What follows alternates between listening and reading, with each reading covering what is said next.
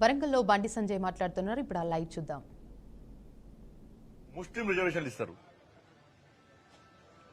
ఉపరాష్ట్రపతిగా BC అభ్యర్థులు నిలబెడితే వీళ్ళు ఓడగొట్టే ప్రయత్నం చేస్తారు. వీళ్ళ బీసీ నినాదం ఇలా పోనీ అగ్రవర్ణ రెడ్డిని నిలబెడితే ఆ రెడ్డిలో తృప్తిపత్రం వాళ్ళే ఎదుగుతున్నారు. ఓడిపోయే దాంట్లో రెడ్డిని నిలబెడతారా మీరు అంటున్నారు. ఓడిపోయే కాడ రెడ్డిని తెలంగాణలో నిలబెడతారా అని వాళ్ళే అంటున్నారు. ప్రస్తుతం మాకు ఈడబ్ల్యూఎస్ ఇచ్చిండు నరేంద్ర మోడీ గారు. నరేంద్ర మోడీ గారు నిర్ణయించిన అభ్యర్థికే మేము ఓటు వేస్తామని చెప్పి అగ్రవర్ణ అందరూ డిసైడ్ అయి ఉన్నారు. వాళ్ళు ఎంపీ కూడా డిసైడ్ ఉన్నారు. విశ్వాసం ఉన్నోళ్ళు.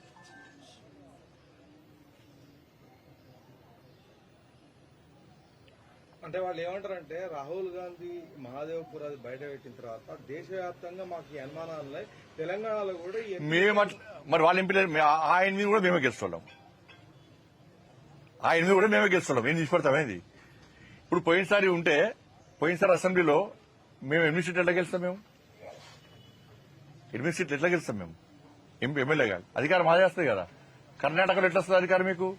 తెలంగాణలో అధికారం ఎట్లా వస్తుంది? హిమాచల్ అధికారం ఎట్లా వస్తుంది మీకు? అన్నింటిలో మేము అధికారంలోకి వస్తాం కదా. పార్లమెంట్లో తక్కువ సీట్లు ఎందుకు వస్తాయి మాకు పోయినసారి కంటే?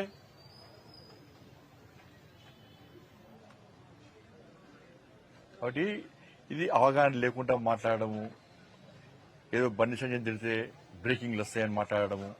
లాస్ట్ వీక్ నాకు ఏం చెప్పినట్టు నేను ఒక కాంగ్రెస్ పార్టీ నాయకుడు ఫోన్ చేసి అన్నా ఆయన బాధ అది కాదు, ఆయనకు సెక్యూరిటీ కూడా ఇస్తలేరు, ఆయనకు అటు ఇటు గన్మెన్లు వేసుకొని తిరిగిన షోక్ బాగున్నది, ఆయన ఎక్కడ టార్గెట్ కాదు, ఆయన బీఆర్ఎస్ సపోర్ట్ చేస్తాడు, బీఆర్ఎస్ మనిషి అనే.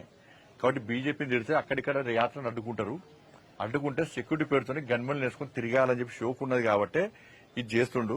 ఆయన వార్డు మెంబర్ కూడా మా పార్టీలే నవ్వుకుంటున్నారు ఆయన మాటలు చూసి. ఈ తెలంగాణలో ఓటు చోరెక్కడిది, ఆ బీహార్లో చేస్తేనే మొత్తం డైమండ్ కథ లెక్క అయిపోయింది పరిస్థితి. ఆడ ఇక్కడ ఓటు చోరెక్కడిది. 8 మంది మేము కాంగ్రెస్ ఎంపీలకు గెలిచినాం. మేము గెలిచా కూడా ఓటు చోరీ అంటే ఇప్పుడు నమ్ముతాడా అన్న? ఇది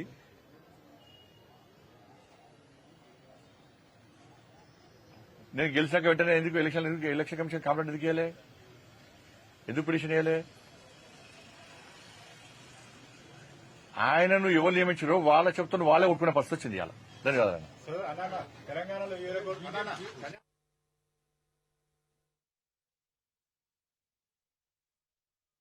నేను చెప్తున్నాను, మేము ఎన్నికలు ఉన్నా లేకున్నా సనాతన ధర్మం కోసం, హిందూ సమాజం కోసం, హిందూ ధర్మ పరిరక్షణ కోసం పక్కా భారతీయ జనతా పార్టీ ముందు ఉంటది. ఎన్నికల కోసం కాదు. ఎన్నికలు ఉన్న ధర్మం గురించి చెప్తాం, ఎన్నికలు లేకుండా ధర్మం కోసం కొట్టాడతాం. జైలుకు పోయినాం, లాడి చాచి దెబ్బలు తిన్నాం. మేము బైన్సాలో పేద హిందువుల ఇల్లు కాలబెట్టప్పుడు ఏడవేరు వీళ్ళు కాంగ్రెస్ వాళ్ళు. పేదల ఇల్లు కాలబెట్టినప్పుడు ఏడవేరు కాంగ్రెస్ వాళ్ళు. అనేక మంది యువకుల మీద పీడీ యాక్ట్ పెట్టింది బీఆర్ఎస్ పార్టీ ప్రభుత్వం. కాంగ్రెస్ పార్టీ ఏడమైంది?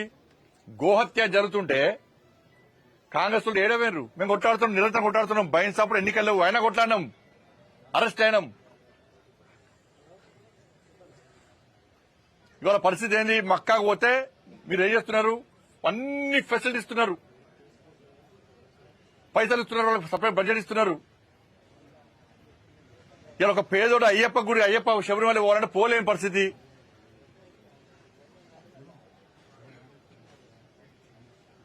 దర్శనాలు అంటే పోలేని పరిస్థితి. లాస్ట్ ఏం చేసి వినాయక నవరాత్రులు వస్తే ఏం చేస్తుండే? వాళ్ళ తెలంగాణ మొత్తము ఒక భయానక పరిస్థితిలో వినాయక నవరాత్రులు జరుపుకునే పరిస్థితి. పోలీస్ పర్మిషన్ అంటున్నారు, ఫైర్ పర్మిషన్ అంటున్నారు, ఎలక్ట్రిసిటీ పర్మిషన్ అంటున్నారు, రెవెన్యూ పర్మిషన్ అంటున్నారు. పోయినసారి ఎక్కడ వినాయకుడు పెట్టారు ఆడబెడితే కూడా రోడ్డు కట్ట ముందంటారు. ప్రజలకు లేని ఇబ్బంది మీకెందుకు? సౌండ్ పెట్టద్దు,